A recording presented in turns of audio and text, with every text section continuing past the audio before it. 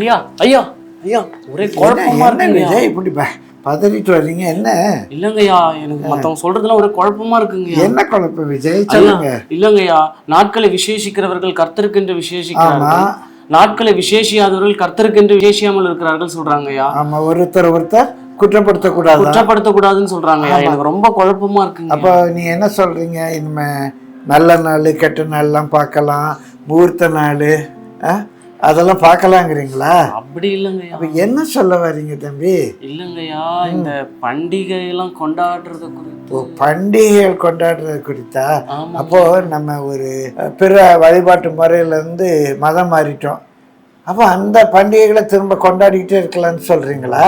அது சொல்லலைங்கய்யா. என்னதான் சொல்ல வர்றீங்க விஜய்? இந்த மரம், இந்த ஜிங்கிள் பெல்ஸ், இந்த சாண்டா இதெல்லாம் என்னையா தப்பு இருக்கு இது அப்படின்னு சொல்றாங்க. ஆமாங்கய்யா. அதை வச்சு என்ன கொண்டாடுறாங்க? இந்த பண்டிகையை இயேசு பிறந்தாருன்னு கொண்டாடுறாங்க.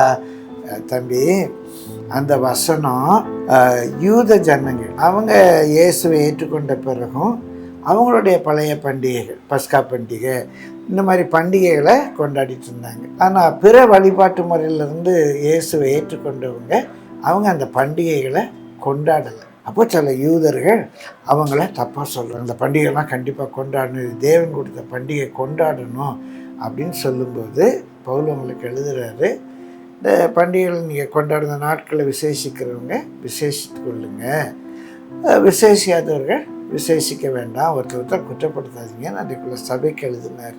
இது பிற வழிபாட்டு முறையிலிருந்து வந்தவங்க அந்த பண்டிகைகளை இயேசு ஏற்றுக்கொண்ட பிறகும் அவங்க பழைய பண்டிகைகளை கொண்டாடலாம், நாட்களை விசேஷிக்கலாம், நல்ல நாள் கெட்ட நாள் பார்க்கலாம், நல்ல நேரம் கெட்ட நேரம் பார்க்கலாம், அந்த பொருள் இல்லைப்பா. இன்றைக்கு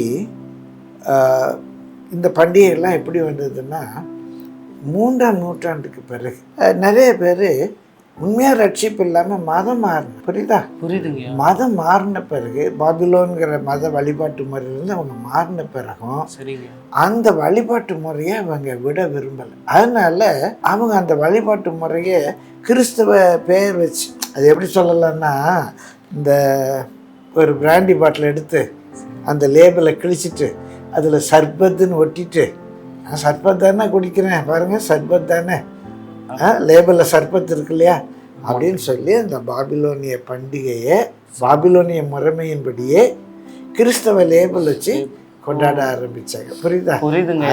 அதான் தவறு. பைபிளில் போட்டிருக்குப்பா, இந்த கடைசி நாட்டில் நிறைய கள்ள போதகர்கள் கேட்டுக்கு ஏதுவான வேத புரட்டுகளை.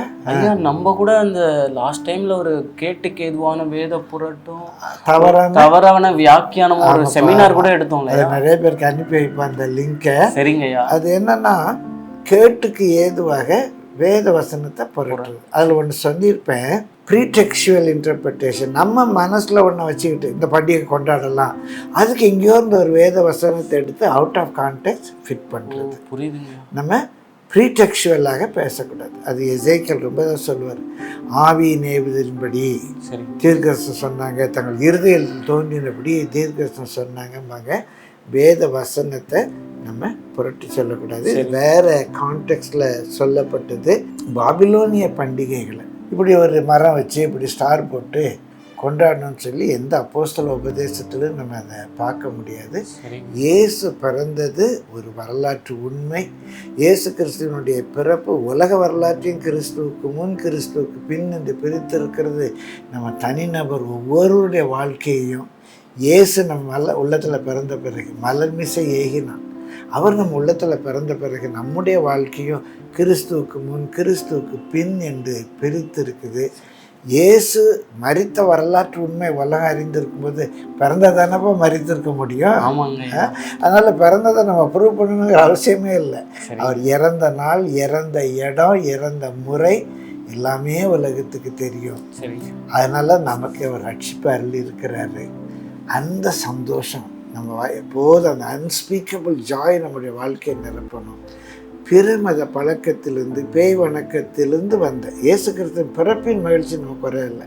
ஆனால் பிற வழிபாட்டு முறையில், குறிப்பாக பேய் வழிபாட்டு முறையிலிருந்து வந்த இந்த மரம் நட்டு அதை கொண்டாடுறது, இல்லை ஸ்டார் போடுறது, இந்த சாண்டா கிளாஸ் டான்ஸ் ஆடுறது, அது உடன் ஒரு தெய்வத்தில் வழியிலேருந்து வந்தது. இப்படிப்பட்ட காரியங்களை நம்ம அவாய்ட் பண்ணுறது நல்லது. இந்த ஒரு புக்கு தம்பி வாஸ்து பாரு, பேபிலோன்ஸ் பை அலெக்சாண்டர் ஹிஸ்லாம். இந்த பாபிலோனிய வழிபாட்டு முறை எப்படியெல்லாம் கிறிஸ்தவத்துக்குள்ள வந்ததுன்னு அவர் ரொம்ப தெளிவாக எழுதியிருக்கிறாரு. இயேசு பிறப்பினுடைய மகிழ்ச்சி நம்ம எல்லாருக்கும் இருக்கட்டும். இயேசு சொன்னார் அவருடைய மரணத்தை நினைவு கூறணும், நம்ம வாழ்க்கையில் அவருடைய மரணத்தை தெரிவிக்கணும். God bless you. God be with you. சந்தோஷங்கய்யா. ஓகே தம்பி, God bless you. வரங்கய்யா. தேங்க்ஸ். பின்பு வேறொரு சத்தம் வானத்திலிருந்து உண்டாக கேட்டேன்.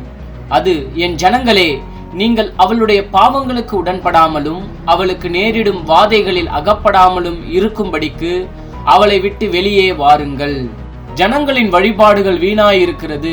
காட்டில் ஒரு மரத்தை வெட்டுகிறார்கள், அது தச்சன் கையாடுகிற வாட்சியால் பணிப்படும். வெள்ளியினாலும் பொன்னினாலும் அதை அலங்கரித்து அதை அசையாதபடிக்கு அதை ஆணிகளாலும் சுத்திகளாலும் உறுதியாக்குகிறார்கள். அவைகள் பனையைப் போல் நெட்டையாய் நிற்கிறது. அவைகள் பேச மாட்டாதவைகள், அவைகள் நடக்க மாட்டாததினால் சுமக்கப்பட வேண்டும். அவைகளுக்கு பயப்பட வேண்டாம். அவைகள் தீமை செய்யக்கூடாது, நன்மை செய்யவும் அவைகளுக்கு சக்தி இல்லை என்று கர்த்தர் சொல்லுகிறார்.